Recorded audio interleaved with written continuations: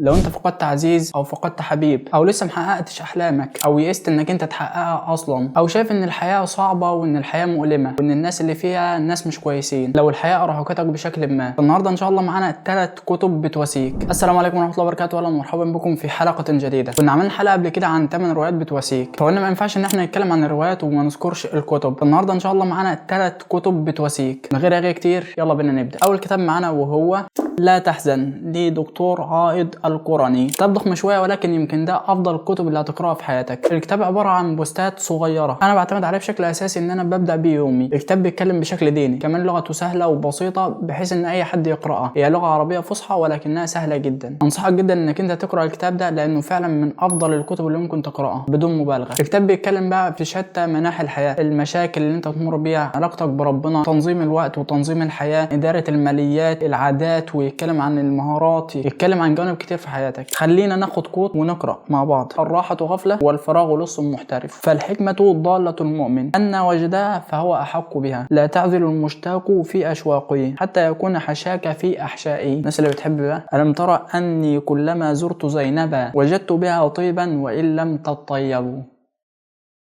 يا حلو ده، لما نتجوز او لما نخطب ان شاء الله نبقى نقوله له، هيكون حاجة جامدة جدا. القراءة في دفتر الماضي ضياع للحاضر وتمزيق للجهد ونسف للساعة الراهنة. قديما قالوا لمن يبكي على الماضي لا تخرج الأموات من قبورهم. بفصل أطرد الفراغ بالعمل، إن أخطر حالات الذهن يوم يفرغ صاحبه من العمل. والله كلام جميل. في أبواب كتير. كن جميلا ترى الوجود جميلا، ما هكذا تورد الإبل، العلم مفتاح اليسر، اتخاذ القرار، توقع أسوأ الاحتمالات، هتاف في وادي نخلة، كما تدين تدان. وفي آخر الكتاب جاب لك جزء خاص به حتى تكون أسعد الناس. جاب لك بقى مقولات، نصايح، ما مضى فات وما ذهب مات، فلا تفكر فيما مضى فقد ذهب وانقضى، لا تنتظر شكرا من احد، الصلاة خير من على المصائب، وهي تسمو بالحياة في آفاق علوية وتهاجر بالراحة إلى فضاء النور والفلاح، الوحدة خير من جليس السوء والجليس الصالح خير من الوحدة، والعزلة عبادة والتفكر طاعة. كتاب جميل جدا، من أكثر الكتب انتشارا ومبيعا. كتاب ديني ياخد انتشار كبير جدا. مكتبة العبيكان. الكتاب ده أصلا كنت جايبه 30 جنيه تقريبا، يعني أحسن 30 جنيه دفعتهم في حياتي بصراحة. الكتاب التاني معانا وهو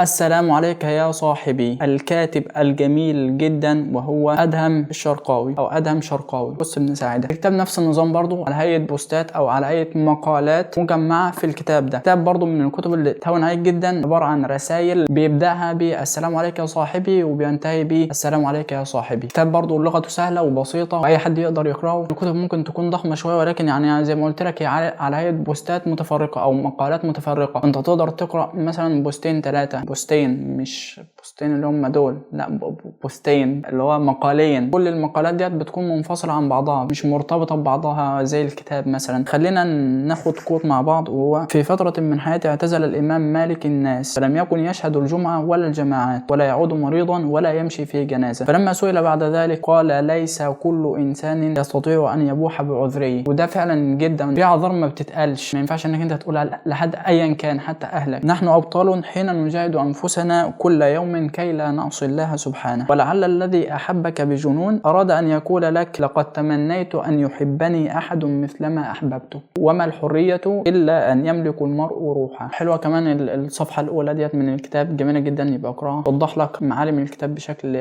كبير جدا. كتاب جميل جدا بسيط جدا، وادم شراوي عامل مجموعة كتب جميلة جدا، من أفضل الناس اللي بتكتب بصراحة واللي أنا بحب أقرأ كتاباتها. الكتاب الثالث معانا وهو الرقص مع الحياة للكاتب الجميل جدا مهدي الموسوي. هو عامل سلسلة أصلا اللي هي معروضة قدامك دي، سلسلة جميلة جدا بصراحة. الكتاب ده أنا قرأته PDF. الكاتب ده اكتشفته مؤخرا من قناة المتألقة جدا آية العباسي، قناة جميلة جدا مهتمة بالكتب ومهتمة بالتعلم وهكذا. عمال أرغي نسيت النسكافيه بيبرد. بنستعيد بالشاي، كوب نسكافيه بيفصلنا بس من المود كده. الحاجات اللي بتهون جدا وبتدفي في نفس الوقت، خاصة في الجو الشتاء ده. اشربوا نسكافيه أو اشربوا شاي، يا الدنيا جميلة والله. طبعا مش في كل الأوقات. حاجة من الحاجات اللي بتهون كمان صينية البشاميل. لو أنت خاطبتك تعمل لك بشاميل، أو لو أنت متزوج فهي تعمل لك بشاميل. خلي عندك ذوق واعمله بشاميل.